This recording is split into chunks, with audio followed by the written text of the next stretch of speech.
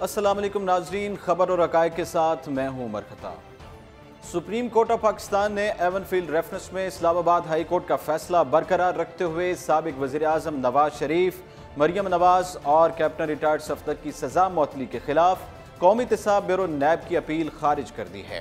Chief justice मियां साकिब निसार की सरबराही में justice Asif Saeed, justice गुलजार Ahmad, justice Musheer आलम, justice मजहर आलम पर मुश्तमिल 5 रुकनी बेंच ने नवाज शरीफ, मरियम नवाज, कैप्टन रिटायर्ड मोहम्मद सफदर की सज़ा मुअत्तली के खिलाफ NAB की अपील पर समाअत की है। इस दौरान NAB की जानिब से खसूसी प्रोसिक्यूटर अकरम कुरैशी जबकि नवाज शरीफ के वकील ख्वाजा हारिस ने दलाइल दिए, जबकि कमरा अदालत में मुस्लिम लीग नून के रहनुमा राजा जफर उल हक, इकबाल जफर झगड़ा, रफीक रजवाना और हाफिज हफीजुर रहमान मौजूद रहे। समाअत के दौरान नवाज शरीफ के वकील ख्वाजा हारिस ने अदालत को बताया कि 17 कानूनी नुकात हैं जिन पर अदालत ने बहस का कहा था, जिस पर चीफ जस्टिस ने रिमार्क्स दिए कि पहले हम इस पर बात कर चुके हैं, आप बैठ जाएं, पहले NAB का मौक़िफ़ सुन लेते हैं। इस पर NAB प्रोसिक्यूटर ने मौक़िफ़ अपनाया कि सज़ा मुअत्तली में इस्लामाबाद हाई कोर्ट ने कानूनी तकाज़ों को मद्देनज़र नहीं रखा। केस के मेरिट पर बात की गई जो कि हाई कोर्ट का इख्तियार नहीं है, जिस पर चीफ जस्टिस ने इस्तफसार किया कि ज़मानत मनसूखी के कवायद के बारे में बताएं। चीफ जस्टिस के इस्तफसार पर NAB प्रोसिक्यूटर ने कहा कि हाई कोर्ट के शवाहिद के मुताबिक सज़ा भी नहीं बनती। इस पर चीफ जस्टिस ने रिमार्क्स दिए कि हमें सारे हक़ाइक़ पता हैं, इससे हटकर आप किस बुनियाद पर ज़मानत मनसूखी चाहते हैं। इस पर बात करने के लिए अभी हमें ज्वाइन किया है काशिफ बशीर खान साहब ने, जो कि तज्ज़ियाकार हैं। सर अस्सलाम वालेकुम। सर अस्सलाम वालेकुम। जी वालेकुम अस्सलाम। कैसे हैं सर? जी मैं ठीक, आप सुनाइए। अल्हम्दुलिल्लाह। सर आज एवन फील्ड रेफरेंस में शरीफ खानदान की सज़ा मुअत्तली के हवाले से जो NAB की अपील थी उसको मुस्तरद कर दिया गया है, और दूसरी तरफ फवाद चौधरी साहब ने ये कहा है कि ये जो सुप्रीम कोर्ट का फैसला है ये बिल्कुल दुरुस्त है कानूनी तौर पर। आप इस फैसले को किस तरह देख रहे हैं? देखें, ये इसमें कंफ्यूजन है, अबहम जो है वो लोगों का दूर कर देना चाहिए, परसेप्शन जो है वो क्लियर करना चाहिए। ये तो वही फैसला है जो हाई कोर्ट ने किया था, इस्लामाबाद हाई कोर्ट ने। एक्चुअली इस जो फैसला बरकरार रखा है, इससे मियां नवाज शरीफ के और इसकी उनकी बेटी और दमाद की सजा तो नहीं खत्म हुई है। बेसिकली ये तो उनका एक राइट था बेल का जो हाई कोर्ट ने उनको दिया था, और इसको जो है बरकरार रखा है सुप्रीम कोर्ट ने। लेकिन ये बात मद्देनजर रखिए कि वो जो उनको सजा हुई थी वो अभी भी वहीं पे है, और उनकी जो केसेस हैं वो अभी चल रहे हैं, क्योंकि उसके ऊपर तो ये तो एक इमीडिएट रिलीफ मांगा था हाई कोर्ट से, उन्होंने उनको रिलीफ दिया था बेल का। बेल होने से इट डजंट मीन कि उनके ऊपर जो एलिगेशंस थे, उनके ऊपर जो चार्जेस थे वो खत्म हो गए। वो केस तो हाई कोर्ट में चल रहा है जो NAB कोर्ट ने किया था, तो इससे मेरे ख्याल में फर्क नहीं पड़ता है। वैसे भी आप देखें कि मियां नवाज शरीफ तो दूसरे केस में सजा याफ्ता होकर जेल में है, और इससे कोई फर्क नहीं पड़ता अगर इसमें से बेल हो भी जाती या ना भी होती, तो मेरे ख्याल में कोई फर्क नहीं पड़ता है। लेकिन ये फवाद चौधरी की बात ठीक है कि हाई कोर्ट के जो फैसले को जाहिर है कि उसी को जो है उन्होंने आगे बढ़ाया सुप्रीम कोर्ट ने, तो उससे ये मतलब हर चीज नहीं लेना चाहिए कि मियां नवाज शरीफ जो है वो बरी हो गए इस केस से, या उन्होंने करप्शन नहीं की, या वो जो NAB कोर्ट ने फैसला सुनाया था उसको खत्म कर दिया गया। वो तो अभी हियरिंग चल रही है हाई कोर्ट में। ये बेल के ऊपर हुआ कि बेल जो है उनकी, वो जो उन्होंने कहा कि जी बेल इसकी जो है NAB जो कह रहा है कैंसिल करें, उन्होंने कैंसिल नहीं की है, अदरवाइज तो सब कुछ वहीं पे खड़ा हुआ जहाँ पे पहले था। ठीक है। आज वज़ीर बल्दियात सिंध ने मीडिया से बात की है, सईद गनी जो कि सूबाई वज़ीर बल्दियात सिंध हैं, उन्होंने NAB पर भी कहा कि NAB को सियासी इंतकाम के तौर पर इस्तेमाल किया जा रहा है। अलीमा खान के बारे में उन्होंने कहा है कि अलीमा खान की अगर जो जायदाद है वो ठीक थी तो उसको छुपाया क्यों गया है। तो ये इस तरह के जो पीपल्स पार्टी की तरफ से, नून लीग की तरफ से भी इस तरह के बयानात सामने आते हैं। आप इन बयानात को किस तरह देख रहे हैं? आप इस बात पर इत्तेफाक करते हैं? देखें, NAB के रोल को क्रिटिसाइज नहीं करना चाहिए। माजी में NAB का रोल अच्छा नहीं रहा है कोई। ठीक है। जहां तक रह गई पैसा छुपाने की या प्रॉपर्टीज छुपाने की, तो ये सिर्फ अलीमा खान या फिर बाकी लोगों ने नहीं छुपाया, पाकिस्तान में हर एक ने छुपाया।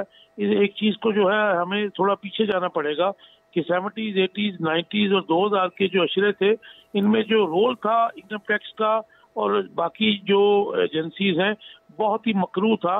मैं समझता हूँ کہ پرانے آفیسرز جو تھے جنہوں نے لوٹ مار مچائی، جس میں کسٹمز کے بھی تھے، پولیس کے بھی تھے، FBI جو پہلے CBR ہوا کرتا تھا، اس کے جو ملازمین ہیں انہوں نے کروڑوں اربوں بنایا، ان کو بھی پکڑنا چاہیے۔ تو اس تناظر میں میرے خیال میں ایک کلچر تھا کہ جس میں آپ کو جتنا اگر اپنی پراپرٹیز یا اپنی چیزیں شو کرتے تھے تو آپ کو اسی حساب سے ٹیکس دینا پڑتا تھا اور آپ کو بیوروکریسی بلیک میل کرتی تھی۔ میں بالکل ڈیفینڈ نہیں کر رہا ہوں علیمہ خان کو، لیکن جو علیمہ خان نے منی ٹریل دی اور جس میں انہوں نے کہا کہ جی میں نے سارا پیسہ جو ہے وہ باہر سے کمایا اور باہر کیا، سلائی مشینوں کا انہوں نے ذکر کیا ہے کہ سلائی مشینوں کے ذریعے انہوں نے کمائی کی ہے۔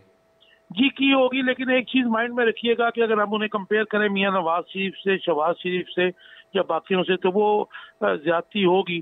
میں بالکل کہتا ہوں کہ اگر انہوں نے کوئی ایسا کرپشن کی ہے تو انہیں آن بورڈ لینا چاہیے، ان کو اکاؤنٹیبلٹی ہونی چاہیے، لیکن یہ بات مد نظر ہے کہ وہ نہ کبھی اس نے کبھی پبلک آفس ہولڈ کیا، نہ کبھی وہ حکومت میں رہی، نہ ہی وہ بیوروکریٹ تھی۔ تو سمپلی اگر اس نے کوئی بزنس کیا ہے، اس کی منی ٹریل ملتی ہے تو اسے پولیٹیسائز نہیں کرنا چاہیے۔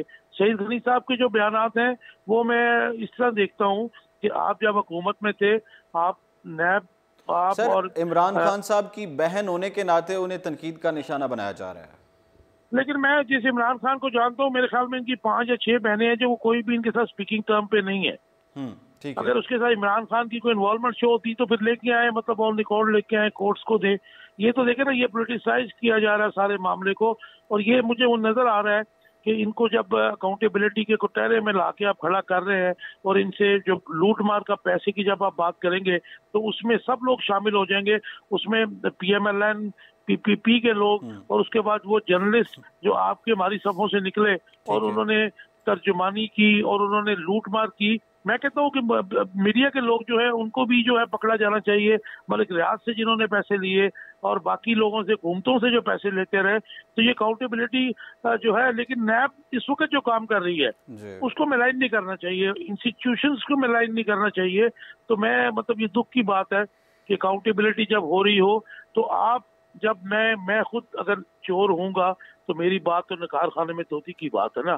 یہ سلمان کا کیا نام ہے غنی کا، اور اس کے علاوہ جو سعید غنی اور پیپلز پارٹی کے دوسرے لوگ، اس کے بعد PMLN کے دوسرے لوگ جو ہیں، رانا ثناء اللہ ہو گیا، نواز شریف، شہباز شریف، ان کی بیٹی، ان کا دماغ۔ شہباز شریف کی آپ نے بات کی، شہباز شریف صاحب نے آج بیان دیا ہے کہ چین، دبئی اور سعودی عرب سے جو ملنے والی امداد ہے وہ عمران خان صاحب کی وجہ سے نہیں ہے، بلکہ جو فوج کے سپہ سالار ہیں ان کی وجہ سے مل رہی ہے پاکستان کو۔ دیکھیں یہ تو اتنا مکار آدمی ہے اور اس نے اس ملک کو اس طرح لوٹا، اس نے پنجاب جو 65% آبادی ہے اس کے بچوں کا جو ہے، اس کے ہمارے آنے والی جو جنریشن ہے، ہمارے فیوچر پلرز ہیں، ان کو تباہ و برباد کر دیا۔ اس نے پرائیویٹ سیکٹر کو تعلیم اور جو ہیلتھ ہے وہ بیچ دی۔ اس کو تو شرم آنی چاہیے۔ آپ یہ دیکھ لیں کہ میٹرو کا جو ایک ساتھ پڑا ہوا ہے اور اس کے بعد جو اورنج ٹرین کا جو معاملہ ہے، اس کے علاوہ جو اس نے 500 کروڑ روپیہ جو بانٹا میڈیا میں، اور جس کا آج تک پتہ نہیں چل رہا کہ وہ سیکرٹ فنڈ سے کہا دیا، یہ لوگ بگاڑ کے ذمہ دار ہیں، ان کو شرم آنی چاہیے۔ یہ سپہ سالار ہو گیا یا پرائم منسٹر آف پاکستان ہو گیا، they are on same page. اور افسوسناک بات یہ ہے جو ان کو کھا رہی ہے وہ یہ ہے کہ یہ ہر دور میں جب سے آئے یہ 85 کے بعد، حالانکہ آرمی کے کندھوں پہ چڑھ کے آئے، جرنیلوں کے کندھے پہ، لیکن انہوں نے ہر آرمی چیف کے ساتھ لڑائی کی، ہر دور میں انہوں نے آرمی کو ملائن کیا، ہر دور میں جوڈیشری کو ملائن کیا۔ اور اب یہ جو جس قسم کے بیانات شہباز شریف دے رہا ہے، اس کا مقصد صرف یہ ہے کہ اس کے کوئی جو ہے اس کے ساتھ کمپرومائز کیا جائے، اس کی اکاؤنٹیبلٹی نہ کی جائے۔ تو مجھے بظاہر ایسا نہیں لگ رہا ہے کہ اس قسم کے بیانات دے کے یہ بچ سکے گا۔ اچھا سر، آخر میں سوال کروں گا کہ جو پبلک اکاؤنٹ کمیٹی کا چیئرمین ہے وہ شہباز شریف صاحب کو بنایا گیا، کافی ضد کی گئی تھی نون لیگ کی طرف سے، بائیکاٹ بھی کیے گئے مختلف کمیٹیوں کے، اور انہوں نے اس حوالے سے کافی مسئلہ بھی اٹھایا، اور بالآخر جو حکومت تھی PTI کی انہوں نے گھٹنے ٹیک دیے اور ان کو چیئرمین بنا دیا۔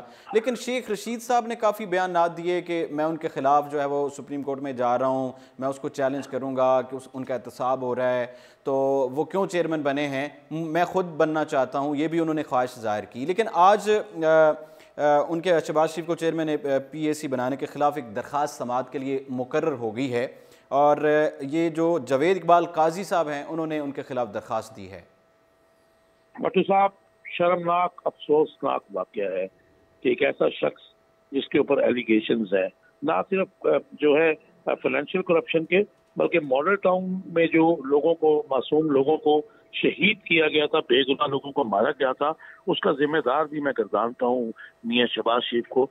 ये इन्वॉल्व था या नहीं था, लेकिन being chief executive of province of Punjab he was responsible, और बाकर नजफी की रिपोर्ट में भी इसको कसूरवार ठहराया गया। दुनिया भर की जमहूरियतों में या तर्ज हुक्मरानी में कहीं आपको ऐसी मिसाल नहीं मिलेगी कि किसी के ऊपर साइकिल के चोरी का भी अगर इल्जाम हो तो वो कोई किसी किस्म का पब्लिक ऑफिस होल्ड नहीं कर सकता है। और ये तमाशा ये पाकिस्तान में लगाया गया, मैं इसको नाकामी गर्दानता हूँ इमरान खान की। आपको स्टैंड लेना चाहिए था। I do agree with Sheikh Rashid कि ऐसा बंदा कि जिसके ऊपर करप्शन के एलिगेशंस हो, जो नैब की कस्टडी में हो, जो ये माइंड में रखिएगा कि जो इस वक्त हिरासत में है और तमाशा लगाया जाता है असेंबली के इजलास, उसके बार बार बुला के उसको वहां पे लेके जाया जाता है। तो मैं समझता हूँ कि सुप्रीम को अगर हाई कोर्ट में ये रिट हुई है तो बिल्कुल आइन से मुतसादम काम किया गया है। एक ऐसे शख्स को PSC पब्लिक अकाउंट कमेटी का चेयरमैन बनाया गया है कि जो पिछले 30-35 साल से इस मुल्क को लूट रहा था। और मेरे मोस्ट लाइकली मैं तो एक्सपेक्ट करता था कि इमीडिएट रिलीफ मिलेगा जिसने भी ये रिट पिटीशन की है और इसको सेट असाइड किया जाएगा इस फैसले को। अगर इसको ना किया गया तो पूरी दुनिया में ये मजाक उड़ेगा कि मियां शहबाजशरीफ जैसा बंदा, जिसके ऊपर ना सिर्फ कत्लों का इल्जाम है बल्कि उसके ऊपर बहुत जो बिलियंस ऑफ रुपीस जो हैं वो आप मतलब इतनी करप्शन के इल्जामात हैं, केसेस का सामना एहतसाब हो रहा है तो उनको चेयरमैन बनाया गया, ये शर्मनाक बात है। आपका कहना ये है सर। एक जो वज़ीर इत्तलात पंजाब हैं फ़याज़ुल हसन चौहान साहब, उनके बारे में खबरें जो काफ़ी गर्दिश कर रही हैं कि उनको हटाया जा रहा है वजारत से, इसमें कितनी सदाकत है? मुझे इसका तो नहीं पता, लेकिन उनको अपनी लैंग्वेज को जो है कंट्रोल करना चाहिए। लेकिन ये भी फिर मैं बार बार कहूंगा कि एक बात को मद्देनजर रखें कि जिस किस्म की लैंग्वेज राना सनाउल्लाह बोलता है, आबद शेर अली बोलता है या फिर मुशाहिदुल्लाह खान बोलता है और बाकी लोग जो इस तरह बोलते हैं, तो उनको काउंटर करने के लिए आप कोई बहुत मुहज़्ज़ब ज़ुबान इस्तेमाल करेंगे तो ये आपको रहने नहीं देंगे। माजी में आपको याद होगा कि मोहतरमा बेनज़ीर भुट्टो के खिलाफ यही मुस्लिम लीग थी, यही नवाज शरीफ था, यही लोग थे कि जो बहुत ही अब्यूसिव लैंग्वेज यूज करते रहे। तो इनको काउंटर करने के लिए मेरे ख्याल में फ़याज़ुल हसन चौहान के जैसा बंदा जो है वो सामने लेके आए हुए हैं। चेंज भी कर देंगे तो लेकिन इनको कंट्रोल करने के लिए कोई डंडे वाला बंदा उनको चाहिए ही होगा। ये पाकिस्तान की सियासत का चलन है और इसमें जाहिर है कि उनको भी चलना है, उनको भी गवर्नमेंट करनी है। अदरवाइज तो ये जिस किस्म का माफिया है उनको चलने नहीं देगा। जो बयानात हैं उनको काउंटर करने के लिए उनको इस तरह तैनात किया गया है। और बहुत शुक्रिया काशिफ बशीर खान साहब, तजज़ियाकार मौजूद थे। चीफ जस्टिस ने जो रिमार्क्स दिए, हम इवन फील्ड रेफरेंस के हवाले से बात कर रहे थे कि हमें सारे हक़ाइक़ पता हैं, इससे हटकर आप किस बुनियाद पर ज़मानत मनसूखी चाहते हैं। उन्होंने नैब प्रोसिक्यूटर से फिर इस्तफसार किया कि आप बता दें किन असूलों पर ज़मानत मनसूख हो सकती है। ये भी बता दें कि क्या हाई कोर्ट को सज़ा मुअत्तल करने का इख्तियार था, जिस पर प्रोसिक्यूटर ने जवाब दिया कि ज़मानत के केस में मेरिट को नहीं देखा जा सकता है, लेकिन हाई कोर्ट ने मेरिट को देखा है। नैब प्रोसिक्यूटर ने कहा कि इस केस में अदालत ने ट्रायल कोर्ट के मेरिट पर की गई जो कि इख्तियारात से तजावुज़ था, जबकि हाई कोर्ट ने खसूसी हालत को बुनियाद बनाया है। इस पर जस्टिस गुलजार ने रिमार्क्स दिए कि ज़रूरी नहीं कि ये हालात वाकई ही ऐसे हों, आप किन बुनियादों पर ज़मानत मनसूखी चाह रहे हैं। साथ ही चीफ जस्टिस ने रिमार्क्स दिए कि ज़मानत तो अब हो गई है, बेशक गलत असूलों पर हुई, आप हमें मुतमिन करें कि हम क्यों सज़ा मुअत्तली के हाई कोर्ट के फैसले को कलअदम करार दें। इस पर नैब प्रोसिक्यूटर ने कहा कि मैं अदालत उज़्मा के मुकदमात की बुनियाद पर ही कह रहा हूँ, सिर्फ हार्डशिप के असूलों पर ज़मानत हो सकती है, जबकि नवाज शरीफ और मरियम नवाज की ज़मानत हार्डशिप के असूलों पर नहीं हुई। दौरान समाअत चीफ जस्टिस ने रिमार्क्स दिए कि एक चीफ समझ लें, अबूरी हुक्म कभी हतमी नहीं होता, जबकि अबूरी हुक्म हतमी हुक्म पर असरअंदाज भी नहीं होता है। जस्टिस गुलजार अहमद ने रिमार्क्स दिए कि जिस बुनियाद पर नवाज शरीफ को सजा हुई उसी बुनियाद पर उनकी जमानत भी हुई, आपने तो इस बुनियाद को चैलेंज ही नहीं किया। अदालत में दौरान समाअत जस्टिस आसिफ सईद खोसा ने रिमार्क्स दिए कि हाई कोर्ट ने खुद कहा कि ऑब्जर्वेशन हतमी नहीं, सिर्फ इंतहाई बीमारी और अलालत की वजह से जमानत हो सकती है और हाई कोर्ट ने गैर जरूरी तौर पर तजावुज नहीं किया। इसके बाद अदालत ने हाई कोर्ट का फैसला बरकरार रखते हुए नवाज शरीफ, मरियम नवाज और कैप्टन रिटायर्ड सफदर की सजा मुअत्तली के खिलाफ नैब की अपील खारिज कर दी। अदालत ने रिमार्क्स दिए कि नैब जमानत की मनसूखी का ग्राउंड नहीं दे सकता। साथ ही जस्टिस आसिफ सईद खोसा ने रिमार्क्स दिए कि जमानत देते वक्त इख्तियार का नाजायज इस्तेमाल नहीं हुआ, ख्याल रहे कि 6 जुलाई 2018 को शरीफ खानदान के खिलाफ कौमी एहतसाब ब्यूरो NAB की जानिब से दायर एवन फील्ड रेफरेंस का फैसला सुनाते हुए इस्लामाबाद की एहतसाब अदालत ने साबिक वज़ीर आज़म और मुस्लिम लीग नून के कायद नवाज शरीफ को 10 साल, उनकी साहबजादी मरियम नवाज को 7 साल, जबकि दमाद कैप्टन रिटायर्ड मोहम्मद सफदर को 1 साल कैद बामुशक्कत की सजा सुनाई थी। एहतसाब अदालत के जज मोहम्मद बशीर ने नवाज शरीफ पर 10 लाख पाउंड 1 अरब 10 करोड़ रुपए से ज़ायद और मरियम पर 20 लाख पाउंड 30 करोड़ रुपए से ज़ायद जुर्माना भी आयद किया था। इसके अलावा एहतसाब अदालत ने शरीफ खानदान के खिलाफ एवन फील्ड रेफरेंस का फैसला सुनाते हुए लंदन में कायम एवन फील्ड प्रॉपर्टी जब्त करने का हुक्म भी दिया था। इसके बाद नवाज शरीफ ने इस फैसले के खिलाफ इस्लामाबाद हाई कोर्ट से रुजू किया था, जहां 19 सितंबर को हाई कोर्ट ने एहतसाब अदालत की जानिब से सजा देने का फैसला मुअत्तल करते हुए उनकी रिहाई का हुक्म दे दिया था, जिसके बाद से 22 अक्टूबर को NAB ने नवाज शरीफ की रिहाई से मुतालिक इस्लामाबाद हाई कोर्ट के फैसले को सुप्रीम कोर्ट में चैलेंज कर दिया था। तो अब बात करेंगे अलीमा खान के हवाले से। उनकी जायदाद का जो मामला है वो काफ़ी उसके हवाले से खबरें गर्दिश कर रही हैं। लाहौर वज़ीर आज़म इमरान खान की हमशीरा अलीमा खान ने कहा है कि उन्होंने सिलाई मशीनों की कमाई से जायदादें बनाई हैं। सुप्रीम कोर्ट में सहाफ़ियों के सवालात का जवाब देते हुए अलीमा खान ने कहा कि मेरी तमाम जायदाद अपनी कमाई की है, मुझे वालिदैन की जानिब से भी हिस्सा मिला, मेरी सिलाई मशीनों का मजाक उड़ाया गया। पाकिस्तान में रेवेन्यू मशीनों से आ रहा है, पाकिस्तान में बहुत ख़वातीन सिलाई मशीन से रोज़गार कमा रही हैं। आप रिकॉर्ड चेक कर लें, तमाम चीज़ें रिकॉर्ड पर मौजूद हैं। मैं 20 साल से काम कर रही हूँ, मेरी वेल्थ स्टेटमेंट जो है चेक कर लें, मेरी तमाम जायदाद ज़ाहिर की हुई है। अमेरिका में जायदाद भी ज़ाहिर की हुई है। इससे कब बैरून मुल्क असासों के हवाले से अलीमा खान ने अपनी वजाहती बयान में कहा कि मेरे बैरून मुल्क असासों के बारे में झूठी खबरें फैलाई जा रही हैं, मुझ पर इल्ज़ाम लगाया जा रहा है कि ये असासे गैर कानूनी हैं और शौकत खानम की खैरात के पैसे से ख़रीदे हैं। इन तमाम खबरों और इल्ज़ामात को मुस्तरद करती हूँ। अलीमा खान का कहना था कि शौकत खानम खैराती अस्पताल मेरी मरहूम वालिदा की याद में बना। अस्पताल को मिलने वाले चंदे का ऑडिट नामवर आलमी फर्म से कराया जाता है। मैंने अपनी ज़िंदगी इस खैराती काम के लिए वक्फ कर दी है। मेरी जायदाद और मेरे खैराती काम आपस में कोई ताल्लुक़ नहीं रखते हैं। मैंने असासे अपनी आमदन और अपने शोहर के असासों से बनाए हैं। झूठी और बदनाम करने वाली मुहिम से मुझे तकलीफ पहुँचाई जा रही है। वज़ीर आज़म की हमशीरा का कहना था कि मैं गुज़श्ता 20 साल से टेक्सटाइल का कामयाब कारोबार करती हूँ। मेरे आलमी सतह पर टेक्सटाइल के ख़रीदार हैं। मेरे सालाना एक्सपोर्ट ऑर्डर तकरीबन 2 अरब रुपए के होते हैं। मेरी एक्सपोर्ट का या कारोबार मुल्की मईशत में भी हिस्सा डालता है। दुबई के जायदाद के लिए रकूम जायज़ बैंकिंग ज़राए से भेजी गई हैं। इसके लिए दुबई में बैंक से कर्जा भी लिया गया।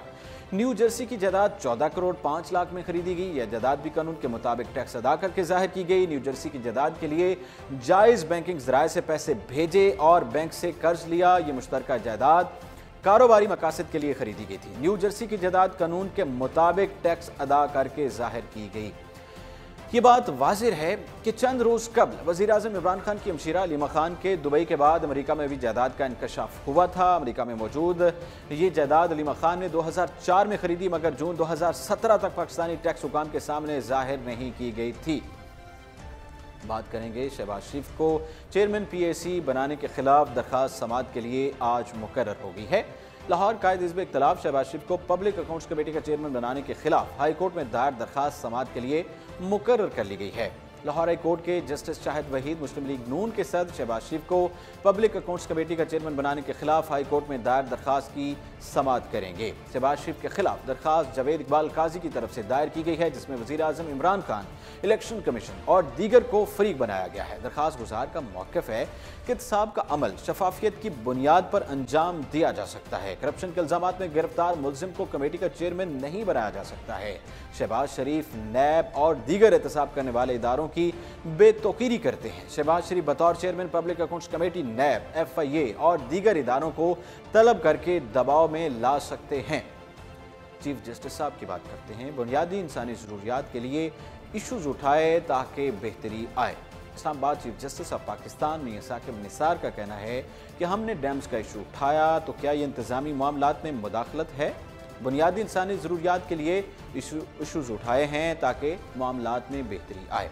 तफसीलात के मुताबिक आपको बताएं कि चीफ जस्टिस ऑफ पाकिस्तान मियां साकिब निसार ने पुलिस रिफॉर्म्स कमेटी रिपोर्ट से मुतालिक तकरीब से खिताब किया। अपने खिताब में चीफ जस्टिस का कहना था कि क्रिमिनल जस्टिस सिस्टम किसी भी मुआशरे में अमन की जमानत देता है। चीफ जस्टिस ने कहा कि एडी ख्वाजा केस से पहले पुलिस रिफॉर्म्स पर किसी ने तवज्जो नहीं दी। एडी ख्वाजा केस पर वकील ने कहा कि ये सिस्टम की कमजोरी का मामला है। सवाल उठा क्रिमिनल जस्टिस सिस्टम को कैसे रिफॉर्म्स की तरफ ले जाएं। उन्होंने कहा कि पुलिस रिफॉर्म से मुताल्लिक के सुप्रीम कोर्ट में है। निज़ाम इंसाफ के लिए अभी बहुत कुछ करना बाकी है और पुलिस इस्लाहात पर अब तक ज़्यादा काम नहीं हो सका है। हमेशा कोशिश रही है कि पुलिस खुद आज़ादाना काम करे। चीफ जस्टिस ने कहा कि सरदार तारिक खोसा वो हैं जो अच्छा काम करते हैं पर कहते हैं मेरा नाम ना बताना।